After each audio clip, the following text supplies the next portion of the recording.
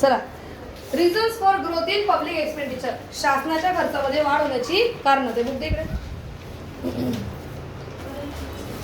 परत घेऊ. काय पहिलं काय होतं, increase in activities of government, शासनाच्या खर्चामध्ये होणारी वाढ. त्यामुळे काय वाढतो, सरकारचा खर्च वाढतो. म्हणजे as mention earlier the modern government performs many functions. आजचं जे आधुनिक सरकार आहे ते काय करतं, खूप सारे कार्य करत असतं, आहे की नाही. Therefore the function includes spread of education.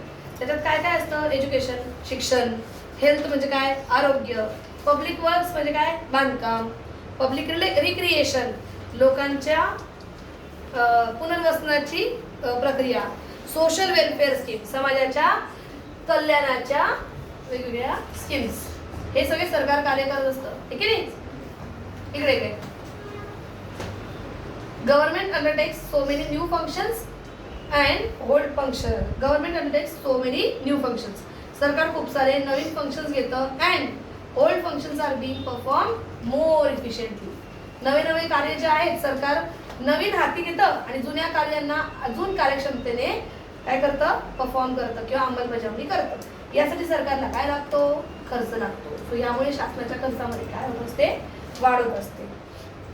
Second आहे रॅपिड इन्क्रीज इन पॉप्युलेशन. म्हणजे काय रे, लोकसंख्या.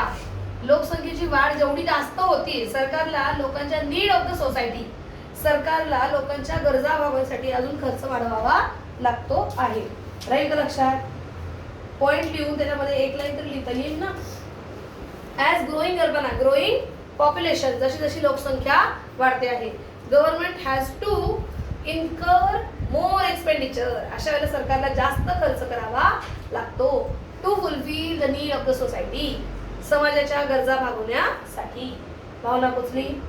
नेक्स्ट आहे तुमच्याकडे ग्रोईंग अर्बनायझेशन. जेवढं शहरीकरण वाढणार, काय वाढणार, शहरीकरण. ग्रोईंग अर्बनायझेशन, तितक्या प्रमाणात तुमचं काय वाढणार, शहरीकरण वाढणार. Government has to increase so many expenditure, right. Water supply, पाण्याचा पुरवठा. रोड म्हणजे रस्त्यांची सुविधा. एनर्जी म्हणजे वीज. स्कूल्स अँड कॉलेजेस, शाळा आणि महाविद्यालय. पब्लिक ट्रान्सपोर्ट म्हणजे सार्वजनिक वाहतूक. अँड सॅनिटायझेशन म्हणजे स्वच्छता. या सर्व गोष्टींवर सरकारला काय करावा लागतो, खर्च करावा लागतो. जेवढं शहरीकरण वाढणार, जेवढी अर्बनायझेशन ग्रो करणार, तेवढं सरकारचा हा खर्च काय होणार, इन्क्रीज होणार. कारण गावाकडे रस्ते कमी असतात, शहराकडे रस्ते कमी असतात, तर शहर कसं म्हणायचं त्याला, कळलं का. गावाकडे कॉलेजेस स्कूल्स कमी असतात, पण जर तुम्ही शहर म्हणता आहात तर शहरामध्ये सुद्धा काय असतात, स्कूल्स कॉलेजेस जास्त प्रमाणात असतात, तर ते शहर आहे म्हटल्यावर सरकारला जेवढी पॉप्युलेशन वाढते तेवढे काय वाढवावे लागतात, गरजा पूर्ण करण्यासाठी सगळे खर्च वाढवावे लागतात. भावना पोचली. नेक्स्ट आहे इन्क्रीज इन डिफेन्स एक्सपेंडिचर. जेवढा आपला देश डेव्हलप होणार, जेवढ्या देशात होणार प्रगती विकास, तेवढ्या आपल्या देशाच्या हॉस्टाईल सिच्युएशन्स असणार आहेत विथ अदर नेशन्स. इतर देशांसोबत आपल्या देशाचे जे संबंध असणार आहेत ते अनिश्चित असणार आहेत. म्हणजे एखादा देश चांगला आहे आपल्यासोबत रिलेशन असं म्हणून पाठीवर खंजीर सुद्धा बसू शकतो.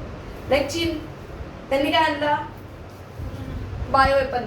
कोरोना आणला ना, जैविक काय आणलं, हत्यार आणलं. ते काय होतं, कोरोना. अर्ध्याच्या वर पॉप्युलेशन जगाची दूर निघाली त्या कोरोनामुळे, आहे की नाही.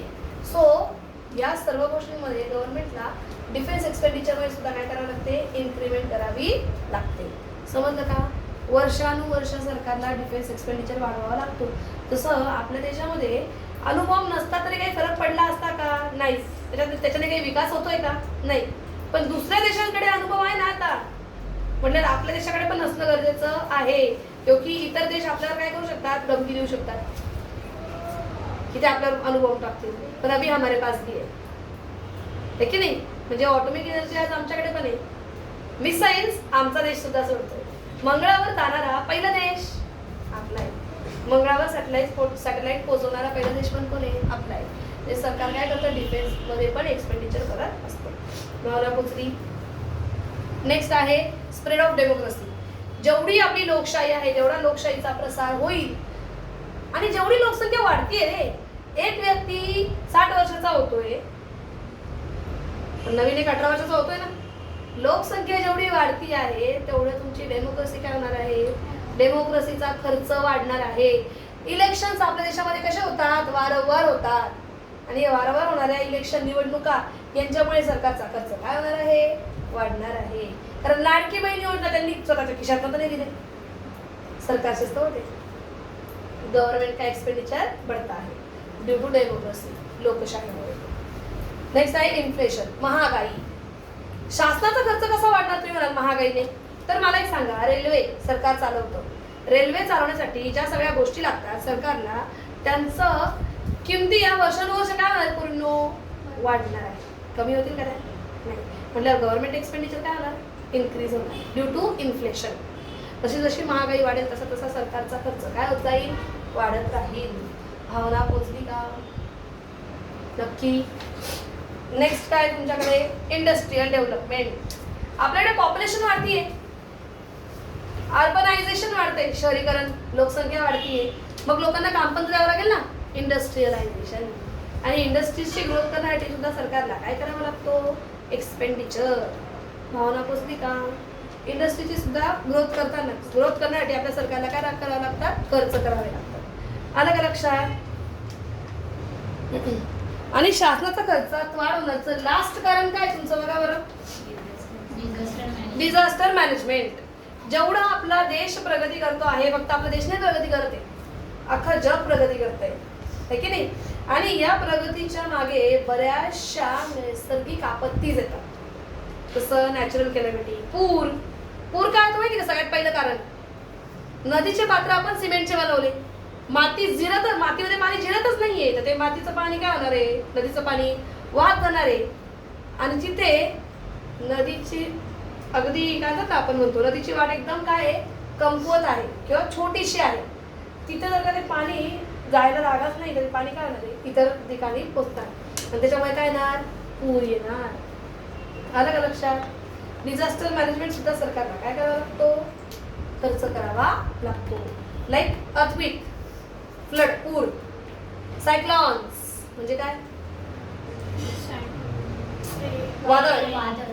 सोशल अनरेस्ट म्हणजे आता बघा, आता रिसेंटली झालं होतं की त्यांनी काय केलं, अनाधिकृत जे मंदिरं होते किंवा जे मशिदी होत्या सगळ्या काय केल्या, तोडल्या. तेव्हा सुद्धा त्यांना काय करावं लागलं, खूप सारा खर्च करावा लागला. Disaster management, special air force, special arm force त्यांना बोलवायला लागले की नाही, म्हणजे याचा अर्थ सरकारचा काय होतो, खर्च वाढतो. कळलं का? नक्की. भावना पोचली? ओके. आणि मग हे सरकारचे खर्च का वाढतात याचं एक महत्त्वाचं लाईन खाली दिलेली लास्ट बघा. Modern governments are working for welfare state, so government expenditure always show increasing trend. की आजचं जे आधुनिक सरकार आहे ते फक्त आणि फक्त लोकांच्या कल्याणाचा विचार करतं आणि म्हणून त्यांचा खर्च हा काय होत असतो, वाढतच राहतो. भावना पोचली का? नक्की. नेक्स्ट तुमचा क्वेश्चन आहे बघा, पब्लिक डेट. नेक्स्ट क्वेश्चन काय तुमचा, पब्लिक डेट. पब्लिक डेट म्हणजे काय रे, सार्वजनिक नाही, पब्लिक डेट सार्वजनिक वित्त, उत्पन्न काय झालं होतं आपलं, सार्वजनिक कर्ज. पण सार्वजनिक कर्ज म्हणजे काय रे, तर आपल्या सरकारला खर्च जास्त आहे आणि उत्पन्न कमी आहे म्हटलं सरकारला काय घ्यावं लागणार आहे, कर्ज घ्यावं लागणार आहे. आणि मग सरकार कर्ज कुठून घेणार ते आपल्याला याच्यात शिकायचंय. Like private individual government also need a loan. आपल्याला जसं कर्ज लागतं तसं सरकारला सुद्धा देश चालवायला काय लागत असतं, कर्ज लागत असतं. कळलं का? आणि गव्हर्नमेंट देशातून उभं करतोय कर्ज तर इंटरनल लोन्स, आणि देशाच्या बाहेरून उभं करतोय तर एक्सटर्नल लोन्स. कळलं का? गव्हर्नमेंट जर का सरकार जर का देशातून कर्ज उभं करतोय तर अंतर्गत कर्ज, आणि देशाच्या बाहेरून असेल तर बाह्य कर्ज. ओके. बघा मग, internal debt, when a government borrows from its citizens, म्हणजे तुमच्या आमच्याकडनं. कसं, गव्हर्नमेंट बॉन्ड्स, तुम मुझे 70 दो मैं तुमको 100 दूंगा आफ्टर 5 years. सरकारने आपल्याकडनं काय घेतलं, कर्ज घेतलं. अशाच स्वरूपात ते बँकांकडनं पण काय घेऊ शकतात, कर्ज घेऊ शकतात. सरकारकडून कोण कर्ज घेतं, सेंट्रल बँक म्हणजे RBI, मध्यवर्ती बँक, फायनान्शियल इन्स्टिट्यूशन्स वित्तीय संस्था अँड बिझनेस हाऊसेस मोठमोठ्या व्यावसायिकांकडनं सुद्धा सरकार काय घेऊ शकतं, कर्ज घेऊ शकतं. इसको बोलते हैं पब्लिक डेट. पण कोणता, इंटरनल डेट. देशातून सरकारने कर्ज उभं केलं. पण सरकारला जर का देशात नाही उभे केलेले पैसे कमी पडले तर सरकार कुठून उभा करू शकतो पैसा, देशाच्या बाहेरून. म्हणजे फॉरेन गव्हर्नमेंट्स आणि फॉरेन इन्स्टिट्यूशन, विदेशी सरकार आणि विदेशी संस्था, या दोन ठिकाणून सुद्धा सरकार कर्ज उभं करू शकतं. त्याला आपण म्हणतो एक्सटर्नल डेप्ट. एक्सटर्नल डेप्ट म्हणजे काय, बाह्य कर्ज. आलं का लक्षात? त्याला काय म्हणायचं, एक्सटर्नल डेप्ट. एक्सटर्नल डेप्ट म्हणजे काय, बाह्य कर्ज. हे मग गव्हर्नमेंट ठीक आहे. संस्था कोणत्या आहेत, दोन दिलेत बघा त्यांनी. एक आहे वर्ल्ड बँक, जागतिक बँक, आणि दुसरी आहे इंटरनॅशनल मॉनिटरी फंड, आंतरराष्ट्रीय नाणेनिधी. अशा या दोन संस्था आहेत ज्यांच्याकडनं सरकार काय करतं, देशाच्या बाहेरून कर्ज उभं करतं. भावना पोचली? याच त्यांनी ना डिस्टिंग्विश दिले बघा खाली मागे, फरक स्पष्ट करायला दिलाय येल्लो बॉक्समध्ये, तिथंच आहे ना का.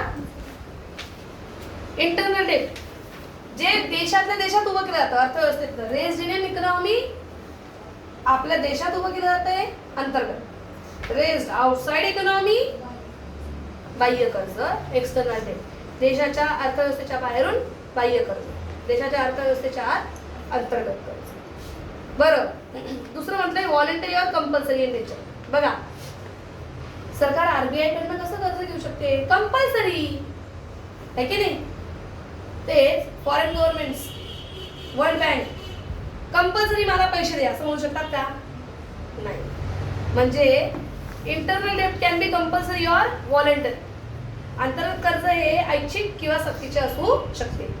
पण बाह्य कर्ज external debt are always voluntary, ऐच्छिक. उनको लगा तो वो हमारे देश को कर्जा देंगे, अदरवाइज नहीं. भावना पोचली का, साहिल?